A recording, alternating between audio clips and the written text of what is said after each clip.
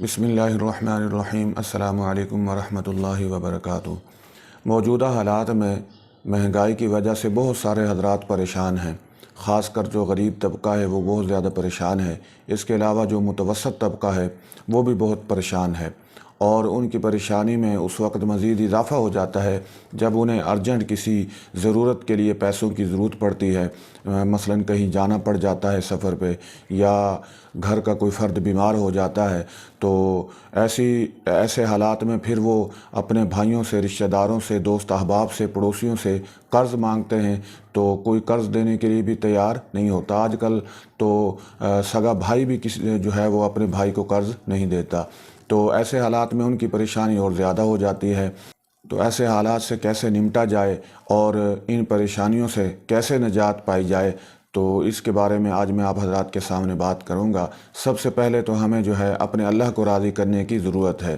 اللہ کو راضی کرنا چاہیے، کیونکہ اللہ پاک قرآن مقدس میں ارشاد فرماتے ہیں وَمَنْ أَعْرَضَ عَنْ ذِكْرِي فَإِنَّ لَهُ مَعِيشَةً ضَنْكًا۔ جو بندہ میرے ذکر سے، میری یاد سے اعراض کرے گا، میں اس کی روزی کو، معیشت کو تنگ کر دوں گا۔ تو آج جو یہ رزق کا مسئلہ ہے اور رزق کی تنگی کا مسئلہ ہے، اس کی اصل وجہ اللہ کی نافرمانیاں ہیں۔ ہم نے اپنے اللہ کو بھلا دیا ہے، اللہ کو فراموش کر دیا ہے، اس کے احکامات کو پس پشت ڈال دیا ہے، جس کی وجہ سے ایسے حالات ہمارا مقدر بنے ہوئے ہیں۔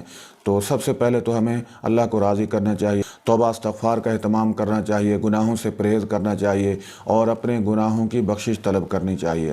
اس کے علاوہ ایک دعا ہے جو میں آپ کو بتا دیتا ہوں۔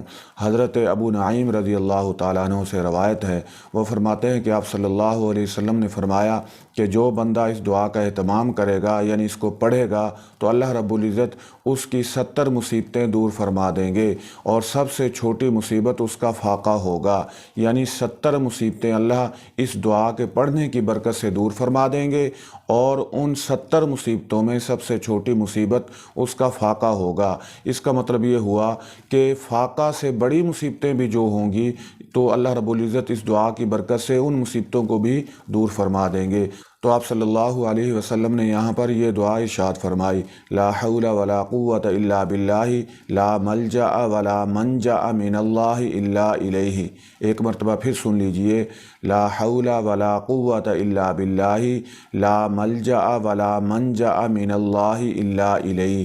آپ اس دعا کو پڑھیں، صبح و شام پڑھیں، اور بہتر یہ ہے کہ رات کو سونے سے پہلے اس کو پڑھتے رہیں اور یہ پڑھ کر سوئیں، تو انشاءاللہ اللہ رب العزت آپ کی تمام پریشانیاں بھی دور فرمائیں گے، اور آپ کو جو اچانک کسی چیز کی ضرورت پڑی ہے، مثلاً پیسے وغیرہ کی، تو اللہ رب العزت آپ کو وہاں سے عطا فرمائیں گے کہ آپ کو کسی سے مانگنے کی ضرورت بھی نہیں پڑے گی۔ تو آپ اس دعا کا اہتمام کیجئے، انشاءاللہ اللہ رب العزت آپ کی تمام مشکلات اور مصیبتوں کو دور فرمائیں گے۔ واللہ اعلم بالصواب۔